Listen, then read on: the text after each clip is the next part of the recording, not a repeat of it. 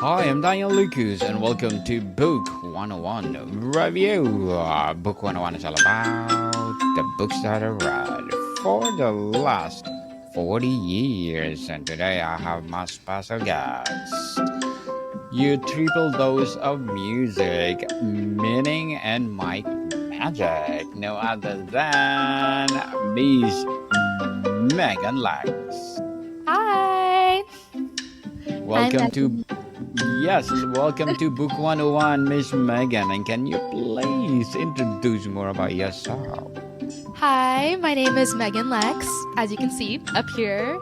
I have a podcast. My podcast is Pod with Meg. I make music. I make content on YouTube and basically all over social media. And yeah, I just live life and I like to read. Yes, indeed, Miss Megan. Thank you so much for sharing your knowledge and wisdom to the world. And let's talk about self love today. How do you distinguish authentic self love from a superficial treat yourself culture? So I would define self love as knowing that whatever you need is within you. So by that, I don't mean you don't need anything else, but it's just that you know that no matter what happens, you have yourself and that's enough. So I would describe self love as knowing that you are enough no matter what. Yes, indeed. And what are the most common ways people unconsciously betray themselves and how this fuel their suffering? So, my favorite quote of life, well, I love quotes, but right now, my favorite quote is life is coming from you, not at you. So, I feel like when people victimize themselves or put themselves in a victim mentality, they're taking away their own power and they're giving the power to external factors. For example, I have this friend who like he lost a job, then he'll be like, "Oh, my life sucks," but you can see it as I will find a job that's better aligned with me. So there's always a silver lining. So I think the best thing we can do is be positive, and whenever we're negative, we're doing ourselves a disservice. Why is it confronting your shadow like flaws or past mistakes necessarily for genuine self love? So, I would say doing yoga has helped me with my self-love and putting my health into the forefront of my mind. I've always tried to be healthy, but being healthy with who I surround myself with the foods I put in my body, with the books I read, they all kind of create a formula that makes it easier for me to love myself and be more confident in who I am. Very well said, Miss Megan. Beautifully articulated. How do early experiences of rejection or conditional love sabotage self love in adulthood? I think, and I love how you mentioned this because I was thinking about this, how we all go through things. And for example, I went through something when I was younger where all my friends accused me of making this girl a fake Facebook. And I would never do that. But all my friends believed this girl because she was actually my next door neighbor and she didn't like me. So she convinced everyone that I made a fake Facebook for this girl. And I like had no friends for a week. No one believed that it wasn't me. And then finally this other girl said it was me. And then everyone acted like it never happened. And I think for a long time I wasn't really able to identify like why I have trust issues. But then once I was able to look back at things that happened in my past, I was able to detect something and get rid of it. It's kind of like when you have like something smelly in your house or in your car, you have to know what it is to get rid of it. And so I feel like it's very important to know what your traumas and your triggers are so you can heal from them and deal with them. Heal from them for sure to love yourself. Why Yes. do high achievers often tie self worth to accomplishment and how does this backfire? So I think that it backfires when you start being competitive. I think in life it's better to be collaborative than competitive. I think if you don't like something, just don't pay it any mind. It's not good for your vibration. But I think when people become successful, they start to become competitive. And I think that's when it starts to backfire because when you're competing and trying to find external validation, you're never eternally satisfying yourself. So that's when it becomes kind of like a dead end because you're not really going to ever find self love that way. But I think when you equate success to yourself, and let's say for me, success is going to yoga. Like, you know what I mean? Like, that isn't really competitive to anyone. It's just for myself to, and I find that can help me also be more successful when I have meetings or when I work. So, yeah, success should be something that is personalized to you. It shouldn't be something that you compare yourself to someone else with. How does social media hijack or innate capacity for self acceptance? Well, because there's likes, there's shares, there's all these things that make you think that if you're not getting a certain amount of followers or likes, that you think you're failing. But in reality, just like everything is kind of propaganda in a way, just because something is said doesn't mean it's true. So I think it's very important that people realize that yes, these things exist, but like I said earlier, don't feed into the bad energy of it. Use social media to express yourself, but don't use it to seek validation. And I think it's hard not to when there's likes and followers and all that in your face, but it's kind of just it's not real. You know what I mean? Social media really doesn't always Yes. equate to real life. Yes, people, social media is a curated. So don't compare yourself to other people through social media. How does or why does being kind to ourselves feel more dangerous than self criticisms? I think because a lot of people kind of are scared to be like a lot of people think that some things are too good to be true. So I think when things are seem too good, people get a little bit nervous that it's going to end. And just like happiness, it's a feeling like any other feeling or emotion. It doesn't always last. And people need to remember that things aren't always going to last, but that's okay. And I think people are fearful of being too happy because they are scared of they might lose that happiness. Or I also think people don't believe in themselves as much as they should because of a lot of criticism and external factors in this world. So a lot of people are kind of scared to show themselves grace.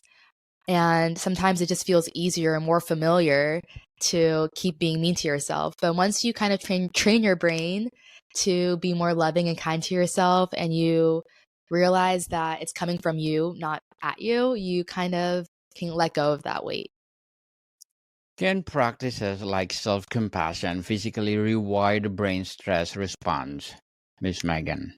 I definitely think so. In the book I'm reading, meditation is something that really helps the brain because, especially, I have so much to say about this, but especially when you're meditating, you want to say one phrase or one word because when you have like 1,000 things on your plate, it's hard to deal with one thing at a time. So when you're meditating, I like to just repeat to myself, what's best for me manifests for me. And just thinking about that one thing it just makes me think about other things that could help myself for the better. So I think our brains are better functioning when we're thinking more simply and thinking with less chaos. It's kind of like, I love a good analogy, but it's kind of like when your room is messy. You don't even know where to start. You can't even get anything done because you have all these things right in front of you. And our brains are the same way. When we're too chaotic, we don't know what to do because it feels like too much. But when we simplify our thoughts and simplify, even just for 5 minutes, just relax and breathe, we realize that if we take it one step at a time, it's possible. Once upon a time, people can practice like self compassion physically rewire our meditation or our daily lives. Yes, I think especially for me when I don't do yoga, I or meditate or do any physical exercise, I feel kind of like congested. I kind of believe that my brain has a craving for meditation and Exercise, it's kind of like before when I was younger, I used to not like it. I used to think that it felt like I was forcing myself. But now that I know that I'm actually helping my brain and helping myself get stronger, it's really rewarding. And they say the more you meditate, the stronger your brain can get. And the more you do of anything, the stronger you get. So I really believe that the more you practice wellness and steps to be healthy, the healthier you will be from within and without. Indeed. Doesn't kill you will make you stronger, people. Yes. How does saying no become an act of self respect? I believe that saying no is one of the best things anyone can do because when you are constantly like giving yourself your energy away, you're depleting yourself and you can't fill from an empty cup. So it's very important that you put yourself first and that you are able to say, I can't do this because I have to go to yoga or I have to do work because those are things that will fulfill you in the long run.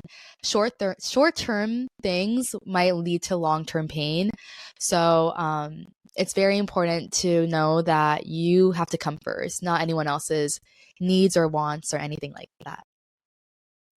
Yes, indeed. Empowering answer, Miss Megan, and very well said. And as a podcast host and YouTuber, what are your short term and long term goals? My short-term goals are to post at least two episodes a week. And my long-term goals are to maybe one day have my podcast turn into a talk show or have my own real show that's, able to be on like local TV or, on Hulu or Netflix or stuff, something like that, where I don't have to do as much work, but I can still be creative. But yeah, and I do want to have a family of four and be a mom and wife one day. So, yeah, those are all things that I hope to accomplish in the future.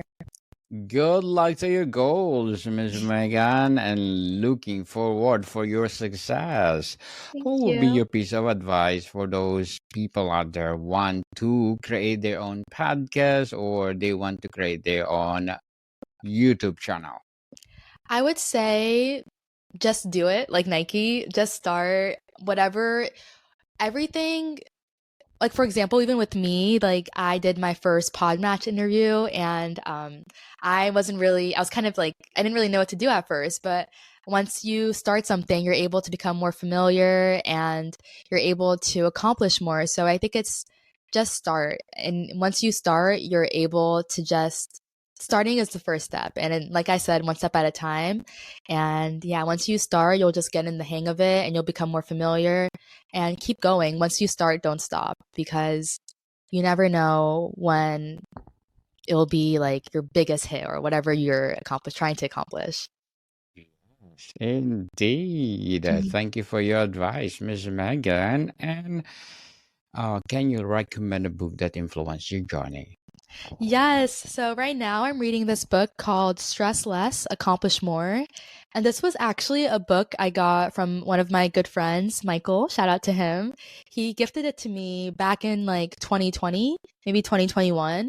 But I didn't start reading it until this year because I felt like I was finally in a place to really appreciate this book.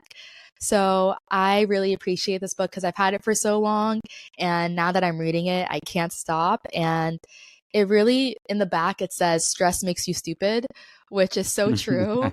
I feel like when I'm stressed out, I don't make the best decisions. And yeah, when you simplify your life, you start to realize that you have so many blessings and practicing gratitude. This book has helped me practice gratitude a lot. And it also helped me get rid of I'll be happy when syndrome, which is basically when you think you'll be happy if you get a certain job, a certain boyfriend or partner. You think you'll be happy when you get all these things, when in reality, happiness is within you right now in the second. Very well said, Miss Megan. Beautifully Oh, articulated. thank you. And thank you for your recommended book. In what ways do choices change when rooted to self trust versus insecurity? Ooh, I love how you say this because in the book I'm reading, it talks about, oh gosh, it talks about karma versus dharma. Yes. And karma is like the actions you take, and then dharma is really going on the right path. So I think the actions you take make up your life. There's a good quote that I can't remember right now, but it's around the same theme that your life is made up of your choices. So if you make good choices, if you make choices that are for your highest good, then you will in return get experiences and you will get invested in as well because what you invest in you get back what you know what I'm saying. Yes. Definitely. So, Yeah. how does self love reveal our authentic passion, like people pleasing pursuits? I believe that when you love yourself, you know yourself better because to love yourself is to really know yourself. So when you know yourself, you're able to make better decisions and be more confident in what you do, and you know that what you're doing is best for you. And when you're doing what's best for you, you're able to vibrate at a higher frequency, and you're also able to be more in tune with things, with your gifts, because I believe we all have gifts. So I think that when you are striving for self-love, you're striving towards knowing what your true life's gift is, because that's what's going to make you feel really good at the end of the day. For sure. Mhm. Make sure that you're happy when you sleep, people. What Yes. non negotiable ritual sustains self love during chaos? Sorry, can you repeat that one more time? What non negotiable ritual sustains self love during chaos? Oh, so I would say breathing. Just breathing sometimes. Ariana Grande has a good song called Just Keep Breathing. And when you just keep Yes. breathing, you're able to realize that this is your body, you own it, and whatever you want to happen will happen because of you. And yeah, just own your body, own your breath, because it can really, sometimes when you have all that bad energy inside you, just release it. Release this peace. So I always try to breathe when I'm going through a situation that feels like too much. And I also just try to reading every day is something that brings me a lot of peace because when you're reading, you are really in the moment. It's just you, your thoughts in the book. So I love to read. I love to go to yoga. I try to go every day. I was doing 75 hard, which was 75 straight days of 2-hour workouts and drinking lots of water. So I really want to train my body to have these non negotiables every day so that it becomes a good routine. I feel like we do a lot of things that aren't always good for us every day, but when we do good things, we slowly just have better lifestyles. Have a better lifestyle indeed. Mhm. How do we practice self love in system that profit from our self doubt? I believe that when you do more, you fear less. So when let's say someone who is trying to start a YouTube channel, the more videos they do, the less fearful they will be of their natural born talent because you'll just be doing it. Or the more you read, the more knowledgeable you become and the less you fear because when you're knowledgeable, you are more equipped to be in situations that require your knowledge. So just do more of what is fulfilling to you. And that is just going to give you so much a different perspective because you're going to be giving your energy towards something that fills up your cup. Very well said, Miss Megan. Very well Mm. said. And before we wrap up our discussion for today, I'm inviting you to please do listen to my other podcast, people. My other podcast, because my abstract essay is already in fifth season, abstract poetry in second season, and of course, my book 101 review in fifth season too.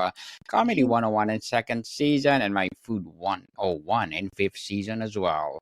Geography 101 in fourth season, and my baby podcast Law 101 and Mental Health 101. Love Letters in its third season, Movie 101 Review and Music 101 in fourth season, and Science 101 and Sex 101 in first season. Please listen to them wherever you listen your podcast.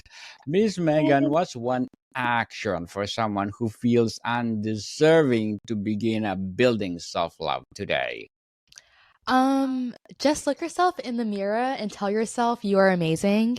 And yeah, just know that you are enough. You are enough no matter what anyone tells you. And even close your eyes and just tell yourself, like, I am amazing. I am enough. That is just enough to give yourself grace. And also, you can also just name something you're grateful for. Like right now, I'm grateful for this podcast and being here with you. So that instantly makes me feel happy. Miss Meghane Lex, thank you so much for sharing your knowledge and wisdom to the world. And can you please invite our listeners to support your YouTube channel as well as your podcast itself?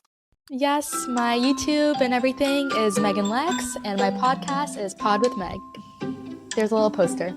Yes, people, let's support Miss Meghane Lex because if you support her, more and more and more coming videos to come, more and more empowering episodes for the podcast itself to come. So, Miss Meghane, thank you so much for your time. Thank you, Daniel. So nice meeting you, and thanks for having me. More to come, people. See you soon.